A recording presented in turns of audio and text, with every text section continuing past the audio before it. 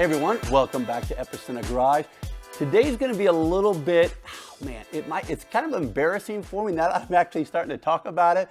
My friends already know how bad or how deep my automotive issues run, but I'm gonna share with you guys a little bit because it's pretty sad actually. But you know what, the older I get, the less I care. So I'm gonna let you guys into my world a little bit. And speaking of my friends, when we're not, messing around with cars, have cars up on the lift, changing oil, brake pads, you name it, or doing just various maintenance things, we like to come up here, watch a movie on TV, get some pizza, throw it on this table, which therein lies the very first problem, and this isn't part of my sickness, which I'm going to get into a second, but whereas, this glass I decided to build, there's all kinds of cool coffee tables out there, automotive themed coffee tables, but I wanted to make my own. And therein lies kind of the sickness, because what I do is I made this coffee table, and if you can see here, I've got all kinds of pictures on it from cars that I love, which are basically any car that's just about ever made.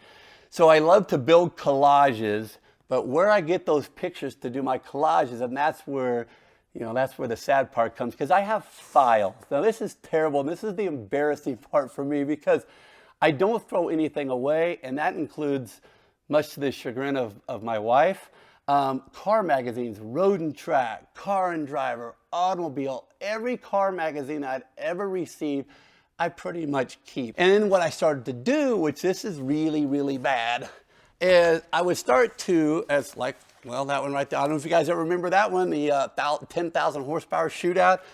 But I would start to take my magazines, and of course, you don't have time to sit around and read your magazines, but I love the pictures. So then I started cutting pictures out of all my magazines. And I started doing this in college. I will admit, I haven't done it in a long time, because now I have so many files and so many pictures that I've cut out that I have enough to last me until I'm retired. So what I have done is, this is just one egg crate full of certain files, and this is, like I said, you guys out there, they're probably like, you are freaking nuts, Brian, and I am. I don't really care. For example, here's Ferrari racing. So they are all, no, they're not alphabetical, but these are pretty much all Ferrari. Here's some Triumph stuff. So what I would do is I would cut out pictures out of magazines, Ferraris. This whole file just has probably older vintage Ferraris in it. I mean, look at some of these pictures. They're just awesome. So some of you guys might recognize, some of these pictures, I have so many I hate to even admit. So what I do is I take these pictures and I build, or my plan is, and this is the very first one I've done, I've used pictures from my files to build coffee tables or to build collages, basically artwork to some extent. It's pretty sad, and I don't even want to show you how many of these files I have, but just imagine every Car and Driver, Road and Track, Automobile, you name it. I've literally, if the cars are interesting, I've cut the pictures out of those magazines to make a collage or a desk or whatnot. And like this coffee table, I want somebody to come in and look at this coffee table and stare at it for 5 minutes and look at all the pictures and maybe remember seeing some of these pictures in Car and Driver or any magazines. That's what I do. I love cars. I love pictures of cars. I love automotive artwork, and so I like making my own things. Now, that being said, getting back to this table, one thing that I did learn when I started doing these kind of things is we bring food up here. Obviously, your feet start to go up these, and you can see this glass. It starts to slide on this table. So what happens is this glass would slide over, then obviously expose the pictures. And you guys know, prints or the paper from automotive magazines, they're not poster material. So you've got to keep under glass. So a lot of times this glass would slide, and then I want to keep them nice. So what I did was I drew up in CAD real quick these little plates to keep the glass from sliding. So when we do put our feet up on here, which is perfectly fine, these are on the corners right here, on all 4 corners, so the glass doesn't slide around. So what we're going to do today real quick is I'm going to mount these real fast. So I've been wanting to do this for a long time, but finally got around to it and cut these things out. So here we go. We're going to mount these things on. Now I know this is not riveting entertainment, but this channel is, hopefully just about what takes place here, whether it's super interesting or not. That's a judgment call on your guys' end, but This is what I like to do, and this is what keeps this place going here. And I'm leaving it about an 1/8 inch below right here, because all it needs to do is catch the glass edge there. Doesn't need to be super precise.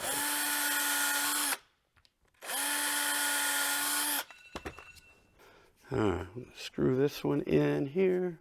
I probably didn't need to have 3 screws in each one, but if you guys saw my friends and how they sit up here and start getting crazy and, you know, watching Formula One races sometimes, it can get a little interesting. All right, all the brackets are on. I think that's going to work. We'll put it to the test probably one of these weekends here pretty soon to see as everybody puts their feet on this thing and shoves the glass around, but I don't think it's going to move anywhere. So one project done, and oh, yeah, reminds me, speaking of projects, so some of you may have remembered I bought this old display case. It was white, glass was broken out for $20. It was missing a bunch of shelves. So I bought this and I decided to quasi restore it. So I painted it black, made some more shelves for it because I was going to use it for 18 scale or even slot cars. But then my son, who loves to take Matchbox cars or Hot Wheels cars, drills them out, and we'll get into all that. Needs to be its own episode at some other point. So he likes cars more than even I like cars, which is crazy to think about. So what he does is he modifies Matchbox cars and Hot Wheels cars, takes them apart, modifies them, puts wide body kits on them, makes roll cages for them, and just makes them from scratch, which is crazy. I decided he has no place to put all of his cars other than stacking up in his bedroom and even downstairs. So I decided to give this case to him. I put a bunch more extra shelves in here, and now he is using it, which is kind of cool. So now he can put all of his cars that he modifies in one spot. He can kind of show off his cars to his friends, things that he's done. So you see here has a door, and well, actually I got to even show you guys one of these things real quick. So what he does is he'll make wheel fans. So this one right here, red lip, mirrors, and then he even takes different wheels and then glues them on, which is nuts. So blue exhaust, kind of crazy, over the top, but still very, very cool. He and I had the, obviously he's my son. We have the same kind of taste. So yes, many of you noticed that my 930 Turbo is still up on the lift. In just about every other episode, I talk to you about how close I'm getting, but it is. There is a light at the end of the tunnel. And right before I get to that light are my half shafts. So I am rebuilding, which this is not a fun job. Any of you out there that have done this, you know what I'm talking about. It is the nastiest, greasiest job ever. And I've done this on many cars before, and usually I never wear gloves, but as I get older, I start to learn. It's like, when I go to church, my wife looks at my hands and like, what the heck have you been doing? That's what happens. So I do wear gloves now. These half shafts are really, really cool. I mean, these are used on a variety of various cars. So you can see here, I've taken the back caps off. Basically, you take the bolts out, you put a screwdriver right here, and you kind of knock all the way around there, all around this, and take the caps off. And the boots were actually in decent condition. I had one of them that had ripped, that had sprayed. No, they weren't in awesome condition. So 3 out of the 4, one of them looked like it had been on there since new. 3 of these looked like they had been replaced at some point, but I'm just going through and replacing all of them.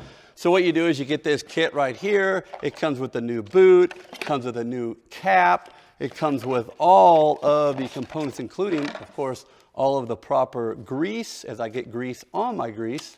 All of the clamps and even the clip right here that goes in the end. So it's not a hard job to do this. It is just a nasty, nasty job. Because what you also want to do, especially if your boots have already been ripped, you usually get sand and dirt in there. So you want to make sure, I think this is the one right here that actually had the boot that had been ripped. So I have to clean all this out. It's very important. Otherwise, you're going to have some premature wear on these components inside. So that is, and I'm being dead serious when I say this. These are the last. I've just got to do this job because you can do this once the engine's in the car, but it's not very much fun. So this is the last project I have to do before the engine goes in the car. And hopefully one of my friends, I call them good friends, one of my good friends will come down here in a very in an episode very soon to help me line everything up and put that engine in. But I've got to get this done today. Well, actually, I've got to head back to work. And then tonight at around 6:30, I'm going to get back on. This is the first one I'm doing. Jump on the other one. I'll be able to get this done by hopefully like 8 or 9 tonight. And then next episode or one soon after, we'll be starting to put the engine back in that car. You guys are sick and tired of hearing this, but I miss driving that car. I haven't driven it in a long, long time, but everything's done.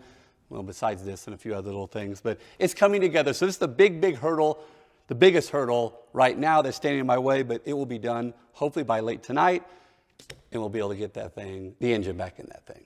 Some of you may have seen a previous episode where I talked about I'm doing a manual conversion on my 360 Stradale, and I wanted to get a jump on things. So I'm going to bring you guys along through A to Z on the whole process, what my thought process is. So I have all the mechanical stuff here. That was a kit from Dr. Oz, so everything's here, and excuse my messy table. But one thing, the decision I have to make one of two decisions. One is, do I do a one-off center console? You guys might have seen a previous episode where I had a mold. I was holding a mold from Black Horse Motor Works up there, and they made a fantastic mold which I could do in carbon fiber. They did one in fiberglass previously, but I want to do it in carbon fiber to keep the, what the Stradale is all about with all the carbon fiber panels inside and that interior. So what I did is I bought this from an F1 gearbox car, bought off of eBay for about $100, $120, I think. Now this, like I said, this was from an F1 car. Now the F1 center console and the manual center console are virtually the same. The only difference being a few other little things, but has this bottom plate in here which you can easily unbolt and unscrew, and then of course then it will slide right over the manual mechanical setup. But the main reason why I wanted to get this in was for the button placement, because the Stradale has different buttons and or switches. And right here on the normal 360 or F1 setup, this is where your window switches go to angle your window, not your windows, but your mirrors. And this one right here is where your ashtray goes, but this is probably where I'm going to put the other buttons or switches that the Stradale has that the normal F1 or normal 360 does not have. But I don't know if I'm going to go this route or not. I want to get this one in, like I said, so I can put this into CAD, cut one out of plastic, figure out where the switches, I want the switches to go, and then I would buy this same version. There's several companies out there that make this exact same part in carbon fiber, because that would eliminate the need for me to mock something up and build something in carbon fiber. I could literally just buy this in carbon fiber, and then I will machine out a really nice aluminum plate that matches this, the feel, the look, everything that would go right here that has the extra buttons that the Stradale has, as well as I would machine in. I know they make a carbon fiber piece that will go in here for the mirror switches, goodness. That goes right here, but I would probably do this in a nice aluminum, so you would have aluminum gate right here, carbon fiber, mind you, aluminum gate right here, aluminum piece right here for the mirror switches, and then right here for the other switches would be a nice aluminum, but they would all match and rest in the carbon fiber. So I have some decisions I have to make. Do I go completely off the radar or off the grid and do a square tower like Vince and those guys did up there that turned out fantastic, but it was fiberglass, and try to do that in carbon fiber? Or do I go more the OEM route and buy this in carbon fiber and do some aluminum plates that match? I don't know. So I'm trying to get ahead of the game so I can get the 360 up on the lift and start that whole process. But I want to start thinking about this and get this whole thing in CAD so I can start lining it out. So when we're ready, I'm not waiting around to finish this so I can, because you know what's going to happen. I'm going to get that car done. I'm not going to have a center console, and I'm going to start driving that car. That's what's going to happen, and I don't want that to happen. Well, actually, I mean, that could happen. It would still be pretty cool seeing all the mechanicals and seeing this in there. That might look kind of cool. Now, what am I talking about? No, I need a carbon fiber center console to cover this. So, decisions. Well, anyway, you guys, I got to get back to work. Thank you once again for watching. Please like or subscribe. If you like this kind of content, I know today was a little hodgepodge of, a table and me kind of showing you, how deep my sickness runs for putting pictures under a glass all the way to doing a 360 Stradale conversion. But once again, you guys, thank you so much for watching, and we'll see you guys again next time.